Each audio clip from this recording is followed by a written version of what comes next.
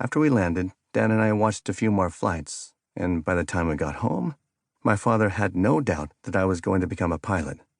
A few things about that pilot. Clyde had over 43,000 hours of flight time in his career, which is probably still a world record. He never had a crash, injury, or fatality, and he amazingly flew into his early 90s. He died in 1992 at age 103, and was someone I called friend. He was just a good guy. If that was not enough to sink the hook into me, a few weeks later, the Marine Corps exhibition flight team flew in for a show. They flew the open cockpit F-4B-4 types, and they had 4 of them.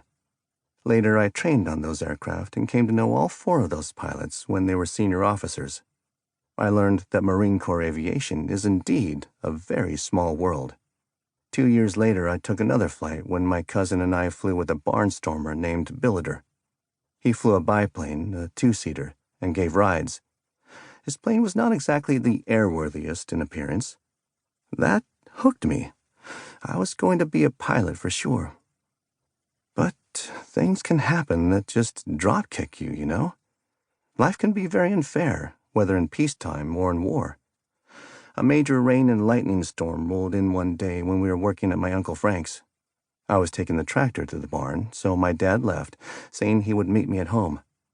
I parked the tractor out of the storm and was driving home when I saw Dad's car on the side of the road.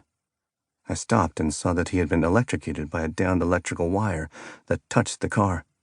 He was dead, and there was nothing I could do.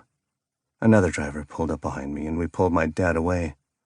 I started artificial respiration, which I knew how to do, but it did no good. My world fell apart at that moment. He was really the glue in the family. That was the worst day of my life. My mother took my dad's death really hard, but her stoic nature would not allow her to openly grieve. She just kept doing the best she could, while Cliff and I threw our weight into making things work. Plowing, fertilizing, harvesting, you name it. The work did not stop because Pop was gone. It just meant that there was more work to do. I was never a stellar student, and there was no danger of my becoming a scholar. I just knew that as soon as possible I wanted to leave that farm. But then I had a guilty conscience, knowing that would leave my mother struggling even more. I was torn between my dreams of flying and my obligation to the family. Things became hard for us in many ways due to the Great Depression. Those with farm animals and crops would be expected to fare better, but we had a long drought that ruined farming. We had windstorms that just obliterated the topsoil all over the Midwest.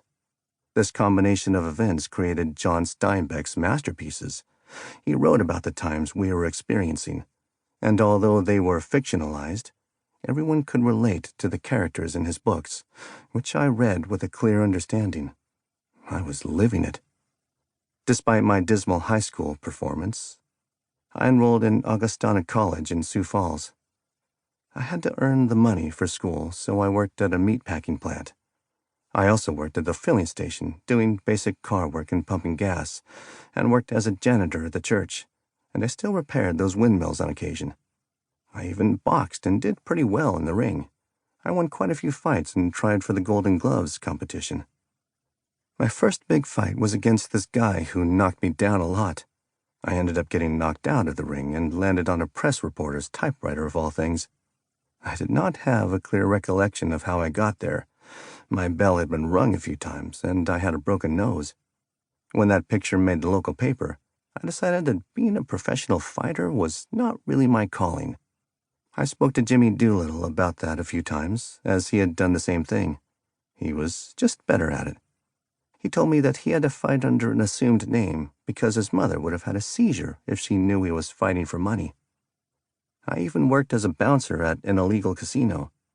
I was doing well for the time in the wages I was earning, but the hours were long, and I was always tired. My schoolwork suffered, and I was failing out.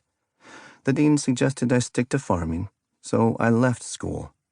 I still worked the other jobs, and even picked up the saxophone and played with a band. That paid better than the other jobs combined, but I still wanted to fly.